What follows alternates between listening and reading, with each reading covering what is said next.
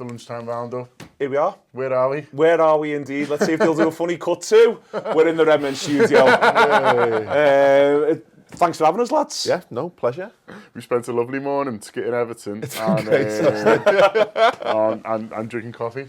It's been fabulous. This is the kind of thing where my dad goes, you haven't got a real job. And I'm like, no, I have. You know, there's all sorts of things to sort. This is the one where you get home and you go, I'm absolutely shattered. Been a long day. We've done 2 videos with Redmen. One is their uncensored match build-up around Newcastle, and we did their final word show, Liverpool 4, Everton 0. We'll just keep saying that, Liverpool 4. Everton 0. All of that sort of stuff. That's what we've been doing with them. We had a big chat about that. That'll be coming out as a freebie from them later on, and we'll link to it so you'll be able to see all that. We've had a lovely chat, a lovely morning, as John's saying. And the big thing is, Paul, Divock Origi smiling. Yeah, that was the best part of that story. I think that came out on the official Liverpool.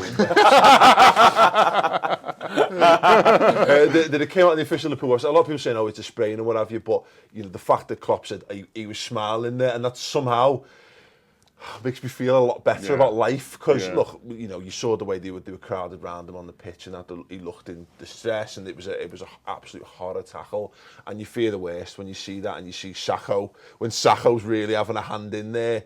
And he's there like that. Yeah, there was a lot of that. You do fear for the worst. So we don't know how long he's going to be out for right now. Yeah. But that it's not a break, I think, is the best news. I think it'd be a real shame for him as well. I think, Paul, because I think, you know, he's had such a big part of our Europa League run now, and not you know, that's not even getting into the league goals, but Europa League run, he was a huge part of away and home to Dortmund, scoring in both and playing so well that even if even if we had enough to cover and it looks like Benteke's going to be back and blah, blah, blah, and even forgetting about what he adds to the team, almost for him, it'd be such a shame if there was a Europa League final, Liverpool were there and he was in a cast. Yeah, I think it's like the Emre Can thing as well. I think you've got 2 players who are absolutely banging form at the minute, and you just feel really sad because I was just really looking forward to seeing them play at the end of the season, you know. Chris, you're more worried about the player than it's almost you feel sorrier for the player than you do for Liverpool. You feel as though, you know, with Sturridge to come in, we'll look the part, we'll be sound. You know, I'm not worried about I'm not more or less worried about Villarreal as though I think he would have played away from home. I still think, you know, you're bringing Daniel Sturridge in with all that class. It's more the player. You do actually just feel a bit sorry for the player, not for Liverpool Football Club. I think we've got good options at the club at the moment, haven't we? Whether Klopp picks Origi or picks Daniel Sturridge, I think we'd found a way to play with both of them, and that's really encouraging because I've not seen us do that before, where we've 2 completely different style of striker, and the team seems to know exactly how to play with them. But you're spot on, Neil. You feel sorry for Origi because you feel like he's had such a bad year last year before he joined us. True, He turned it around. The Kop love him. All the Liverpool fans love him. And it just feels like it's really bad timing for him. Quick point on it, though. We didn't mention it. Daniel Sturridge, when he was getting substituted, waiting 15 yards away from where he has to come on the pitch to touch him and make sure he's all right. Nice, What a nice touch, because that goes against what Sturridge is sort of portrayed as in the media. Especially because he's got his place at the moment and things like that. So and it just shows. I mean, something we talked about on the shows was how good Sturridge is with the likes of Ojo and was trying to help him through the games and things like that. So that does show a different part. So the other thing to point out though, which I think I expect Sturridge starts against Newcastle now, starts away at Villarreal. I think that happens, and we'll see how Origi is. But Benteke is supposedly pretty close, and I've been saying for a while.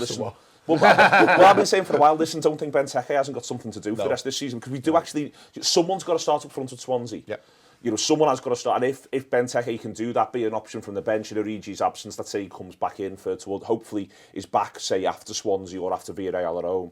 If we get through, you know, it'd be great to have him. But in the meantime, he is a £32 million striker. He has actually scored 8-9 goals for Liverpool this season. Scored an overhead kick at Old Trafford. He scores an overhead kick at Old Trafford. He might have a big goal in him this season. He might have a big goal in him. He might have a big sub-appearance in him. He thinks he's not shit, is he? Yeah. We do this. It's very easy for us to fall into this trap. There's always one Liverpool player at any given point who's just rubbish. He's the worst I've ever seen, blah, blah, blah.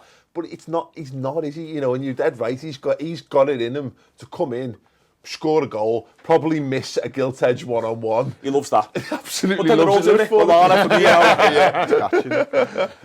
Yeah, but Benteke should be looking at Origi's performances over the last few weeks and going, okay, that's how I play that position in this team. That's what he needs to be doing now, doesn't he? But it's an easier barometer for him than what Sturridge is doing, because what Sturridge does is ridiculous, isn't it? But it's an easier one for him to think Get about. run around more. It's genuinely sort of what you're saying. It's just run around more. May feel as though if you put yourself about a little bit more, yes, you're not going to be as quick as Origi, but you can at least do some of this, and you can use your other physical strengths. Made up to be here. We're made up to be in Redmen TV. Really nice of them to have us. You can subscribe to it. £2 a month for them. £2 a month are cheaper than us, John. Well, yeah. In all senses, I believe. Every sense. In every sense of the word. We've had a lovely morning, as I say. We'll tweet out all of this other stuff that's coming out that's free later on, and we did the Liverpool Newcastle show. It's always nice when they come and do our stuff as well, so we're really pleased to do all this. They've got a lovely setup as well. I mean, it does put us a bit to shame, even with our lovely new office. Different floors and everything. Got floors. Imagine they've got stairs, John. Actual stairs. Yeah. I like the way Paul's party down here, but upstairs he means business. Oh, they've got whiteboards, but we're not going to give away what's on them. He changes halfway up the stairs. He walks up the stairs from nowhere to suit, like Wallace and Gromit comes in. It's like the bat pole, but with stairs. But with stairs. So a huge thank you to them, and also for recording this here as well. And there's people behind the scenes as well. They're working very, very hard. So £2 is not much to ask for the Redmen TV. And this is the Anfield Wraps lunchtime wrap-up that at some point we're going to have to give a name to. Thanks.